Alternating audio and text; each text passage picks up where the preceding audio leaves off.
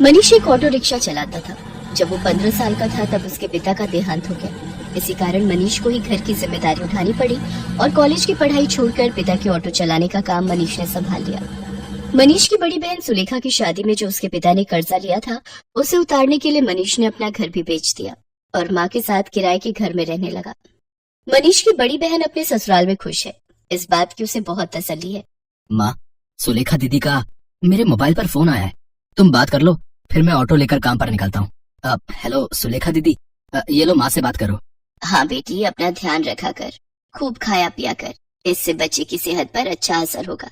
अब बस यही इच्छा है कि जल्दी से मैं नानी बन जाऊं और मनीष मामा।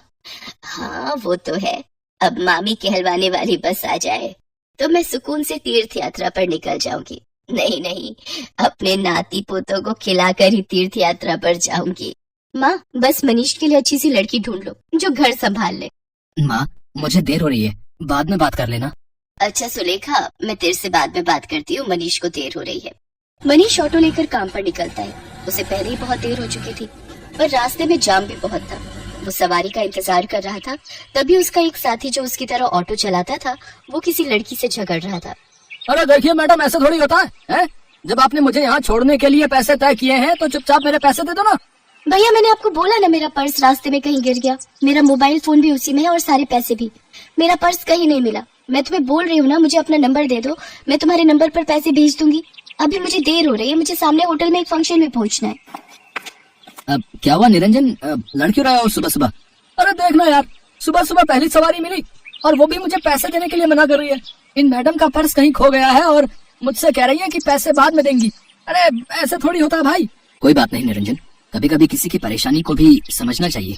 एक काम कर, तेरे कितने पैसे बने मैं दे देता हूँ, ये मैडम मुझे बाद में दे देंगी। मनीष निरंजन को ऑटो के 200 रुपए दे देता है। Thank you so much. मेरा नाम अर्चना है, आप मुझे अपना नंबर दे दो, मैं आपके नंबर पर ऑनलाइन पेमेंट भेज दूंगी। बाकी अगर मुझे देर ना होती तो मैं आपको अभी पैसे दे देती। अब कोई बात नहीं मैम, ये लीजिए मेरा नंबर। अर्चना नाम की वो लड़की मनीष का मोबाइल नंबर ले लेती है और अगले दिन मनीष के मोबाइल पर पैसे ट्रांसफर कर देती है। आपके पैसे मैंने अकाउंट में भेज दिए हैं, आप चेक कर लीजिए। और कल के लिए एक बार फिर से थैंक यू, आपने अनजान होकर भी मेरी मदद की। अर्चना और मनीष बात करने लगते हैं। अर्चना को मनीष से बात करना बहुत अच्छा लग रहा था। उसके बाद एक दो बार अर्चना की मुलाकात मार्केट में मनीष से हो ही जाती है। धीरे धीरे दोनों दोस्त बन जाते हैं। मनीष को पता चलता है कि अर्चना एक बहुत ही अमीर खानदान की लड़की है, तो वो उसे समझाता है। अर्चना, तुम बहुत ही अमीर खानदान की लड़की हो, तुम में और मेरे में जमीन आसमान का फर्क है।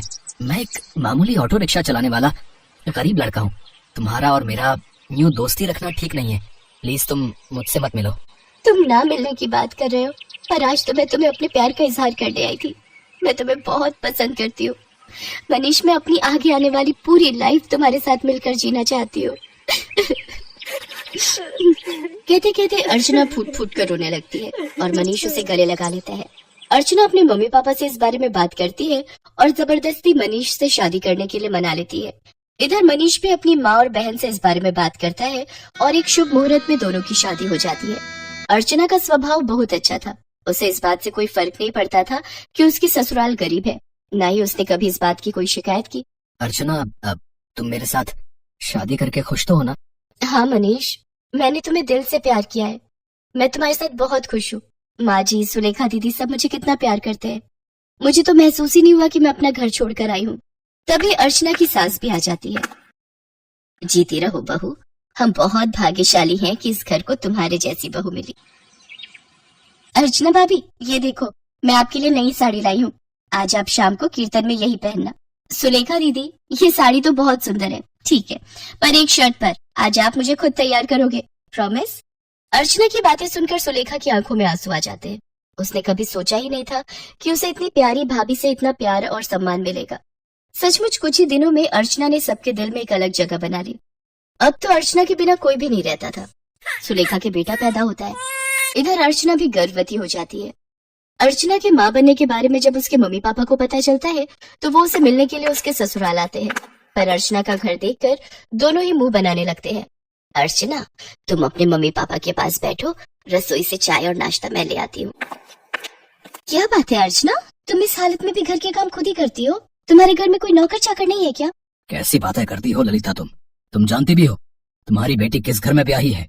यहाँ 2 वक्त की रोटी खाने के लिए भी सोचना पड़ता है। एक टाइम की सब्जी दूसरे टाइम खाते होंगे ये भला क्या नौकर चाकर रखेंगे? नहीं पापा, ऐसी कोई बात नहीं है।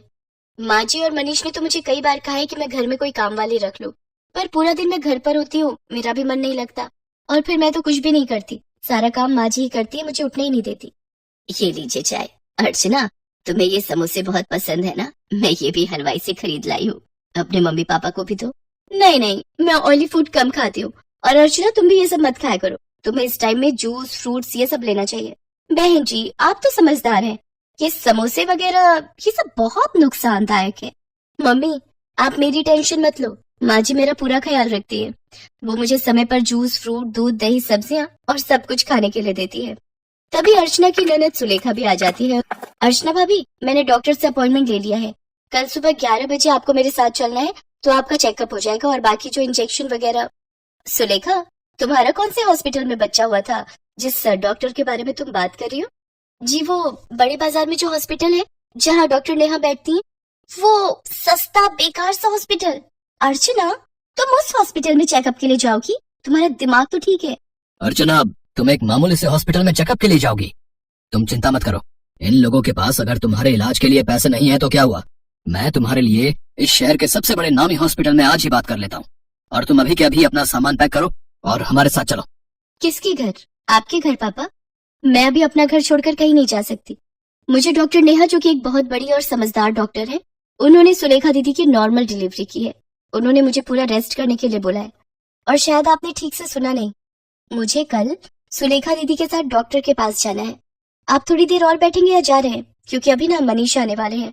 वो शहर में एक नया रेस्टोरेंट खुला है, वहां पर मेरी फेवरेट आइसक्रीम मिलती है, तो आज मेरा वो खाने का प्लान है, तो हम सब डिनर के लिए जाने वाले हैं। अर्चना का ऐसा कोई प्लान नहीं था, ये उसकी सास और सुलेखा जानते थे, पर अर्चना अपने मम्मी पापा को एहसास दिलाना चाहती थी कि उसके ससुराल वालों का और अपमान नहीं करे तो उनके लिए बेहतर है। अर्चना के मम्मी पापा लज्जित हो जाते हैं और कुछ देर बाद वहां से चले जाते हैं।